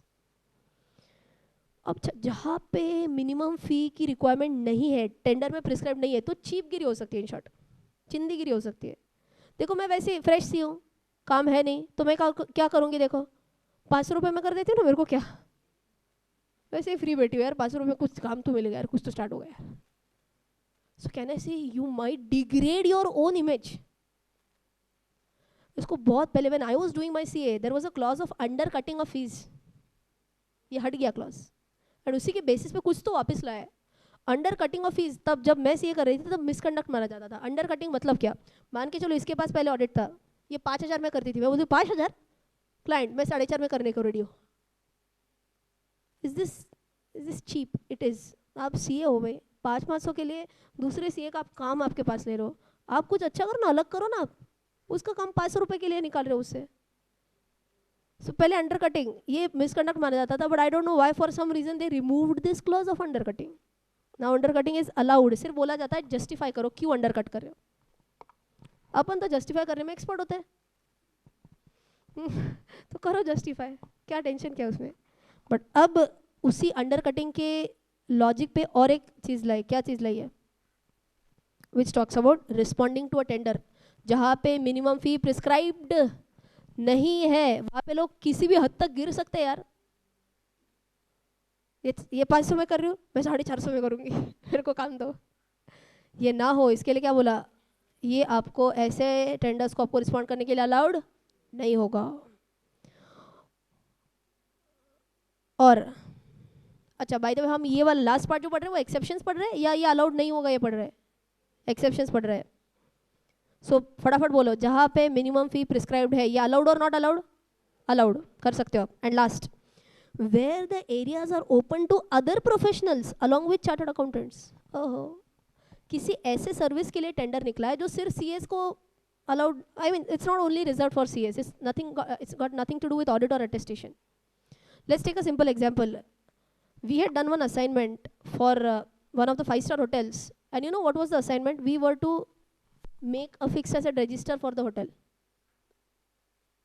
यही काम था हमारा.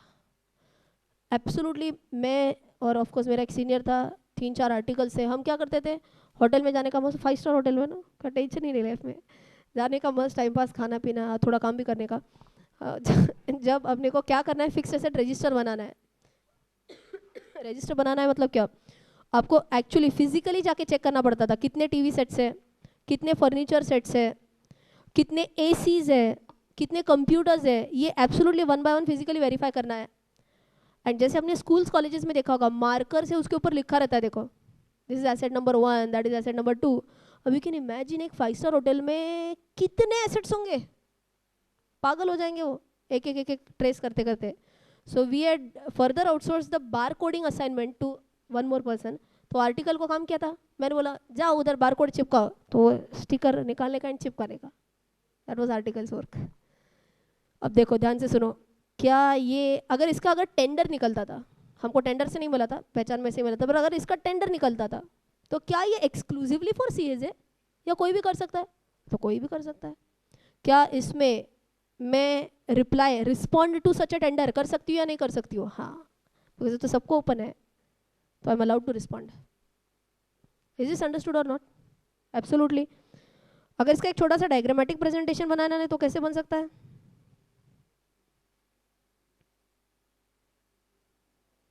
Responding to tender,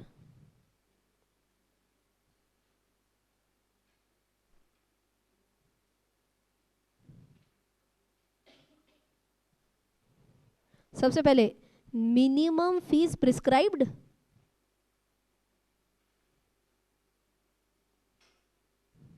yes, no. Minimum fees prescribed, yes, तो अलाउड. नहीं, मिनिमम फी प्रिस्क्राइब नहीं है. मिनिमम फी प्रिस्क्राइब नहीं है तो नॉट अलाउड. ठीक है. और एक पार्ट हमने कौन सा बोला एक्सेप्शन के लिए? Open for all, yes, no. Open for all yes तो allowed.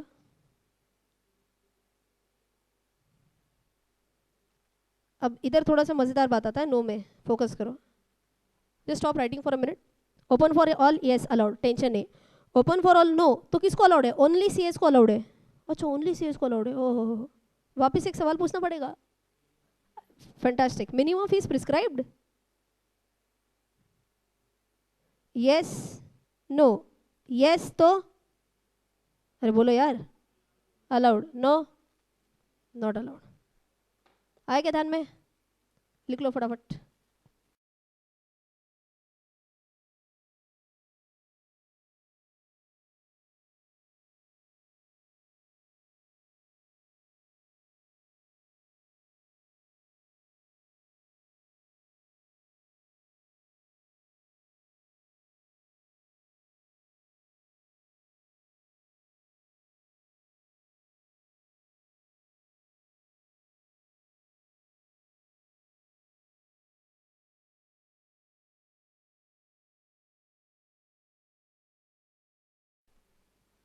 Done? Can I move on? Yes, I hope class 6 समझ में आ गया।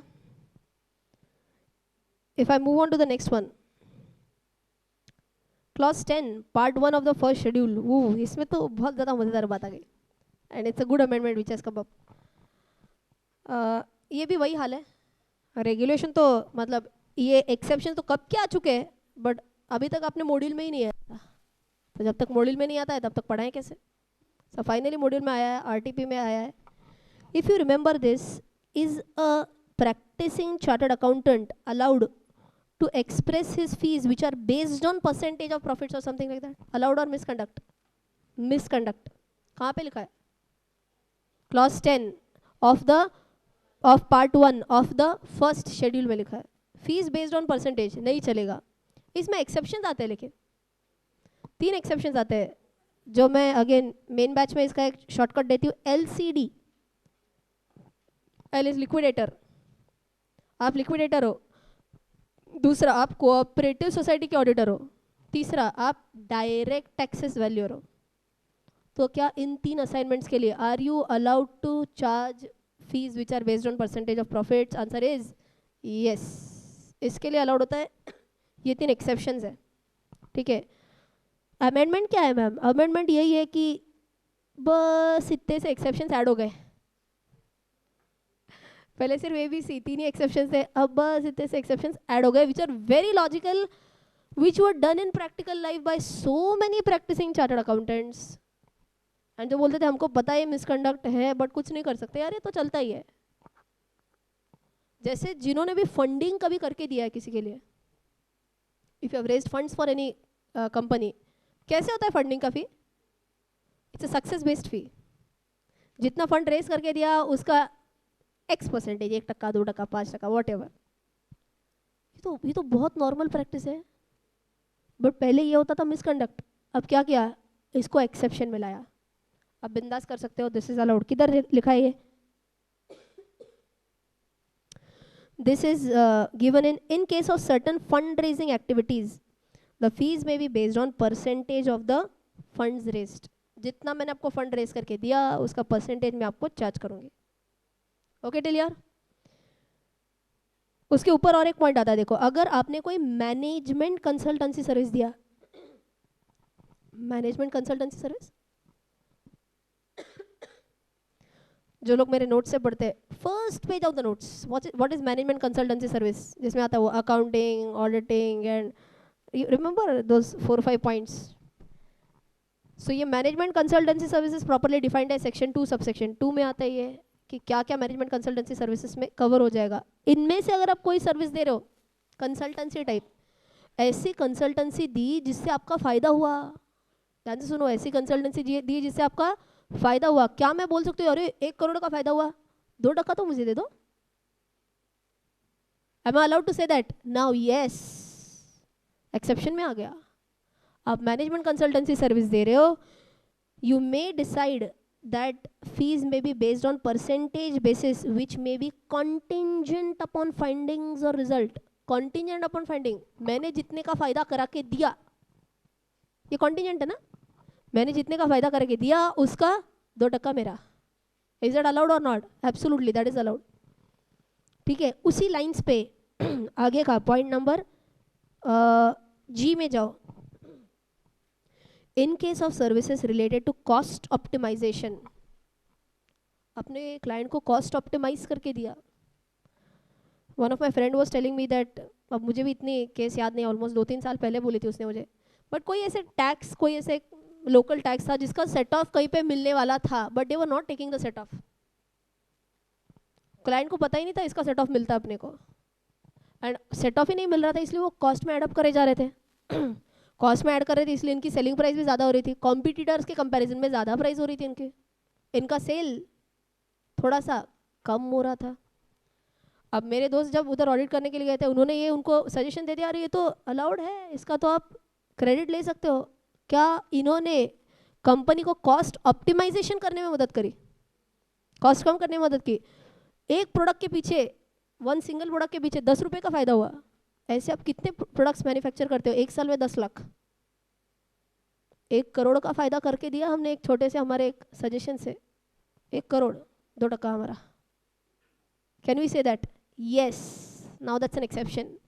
अगर आपने कॉस्ट ऑप्टिमाइजेशन करके दिया, तो जितना कॉस्ट ऑप्टिमाइज करके दिया उसका आप कोई X% चार्ज कर सकते हो. That is absolutely allowed. Now आया क्लियर? ध्यान में. F point, date recovery services करके दिया आपने. सो जो टिपिकल AR AP 2 डिपार्टमेंट्स होते हैं बहुत कंपनीज में, अकाउंट रिसीवेबल, अकाउंट पेएबल. तो CA ने मदद की आपका अकाउंट रिसीवेबल डेट रिकवरी की. तो मजाक मजाक में डेट रिकवरी क्या, तो सिर्फ डेटा से थोड़ी ना होती है, टैक्स अथॉरिटीज से भी तो होती है. ये तो एक टाइप का डेट ही है. मैंने आपको 2 करोड़ का एक्साइज का रिफंड लेके आई मैं आपके लिए,